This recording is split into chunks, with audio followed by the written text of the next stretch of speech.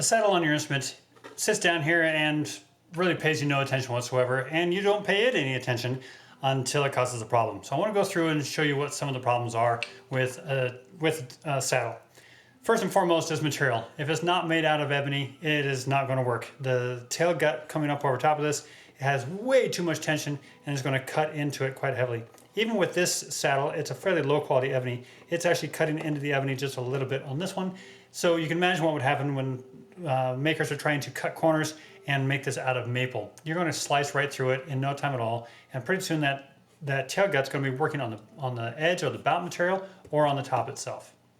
So if we need to replace this, or we need to get this off for any reason, hopefully it is actually hide glued on there and will come off fairly easily instead of being white glued. The way we test that is we use some sort of whacker stick. This is just a piece of Delrin. You can use a dowel rod, something like that. No metal on this at all. I just want to put this up against here and use a mallet and tap it off.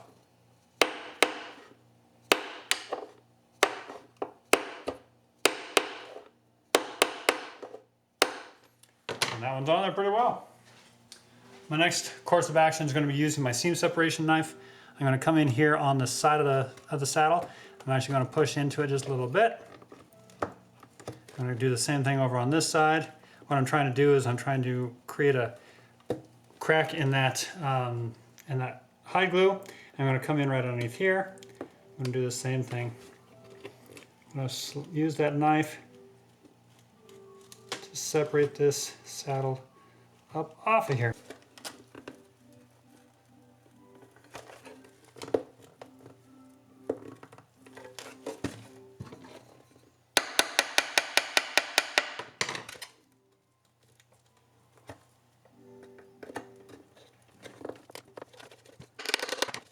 That particular saddle was on there.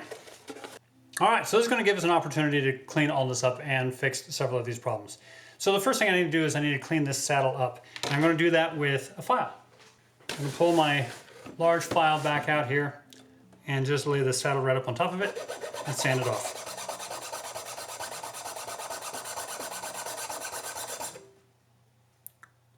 I'm going to make sure that I get all the glue and material off, so it may be best if I turn this around.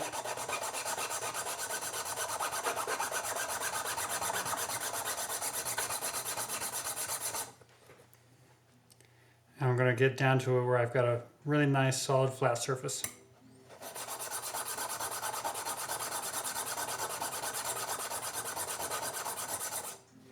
I'm going to do the exact same thing on this front side, which is up here, not the back, but up here. I'm going to do the same thing. I'm going to lay that portion of the saddle down and clean it up.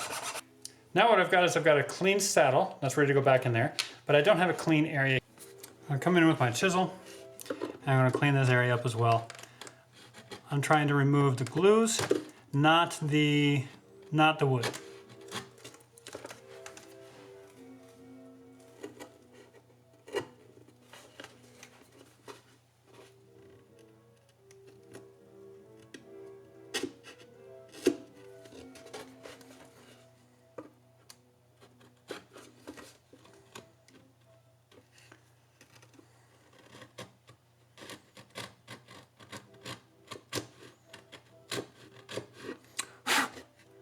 Got a little bit of ebony that was left back there.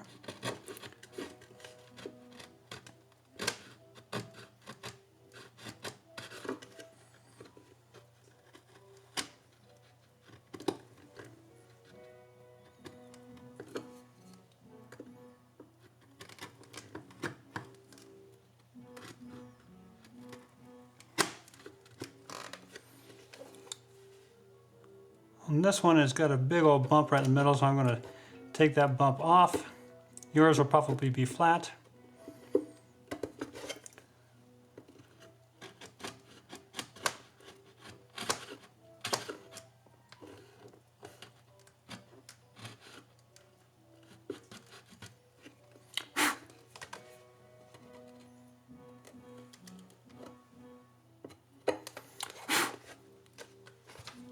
Now what I've got is a clean area to put this saddle back in.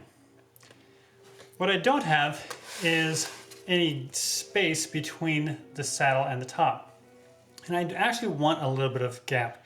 There's a couple different ways that we can do this. I'm going to show you both methods to fix these in the article under relief cuts. But I want to be able to have a little bit of gap between the top and the saddle. And whenever possible, I want to take that material out of the saddle and not out of the top. But now that we've got this saddle off, or if you have one that's out, and we've got this area cleaned up, this is a really simple process to go back and fix. I'm going to take my Titebond high glue. I'm going to put just a dollop of glue right in there. I'm going to spread it out with my finger just a little bit and take that saddle, set it up inside there. Any excess that I have, I'm simply going to use a paper towel with a little bit of water on it. Wipe that off. Hey, look at that. I got glue on my finger too. And then I'm going to dry up the water.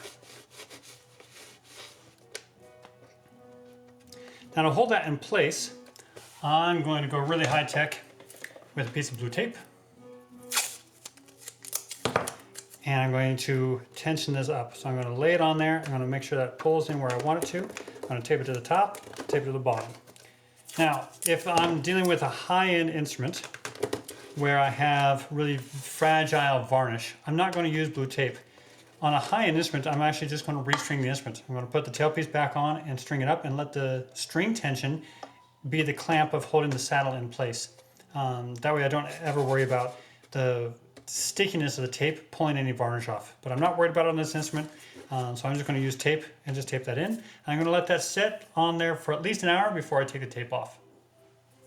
That's all there is to gluing this saddle back on. So if you find that the saddle has popped off in your instrument, all you got to do is clean that joint up. Get rid of the glue, get rid of any stickiness that is on the saddle itself and out of the joint where it's sitting there, including on the top around the edges of it a little bit. And then just a dollop of glue, get that thing stuck back on there, a piece of tape or string tension to hold it in place, and you're back in business. It really is that simple.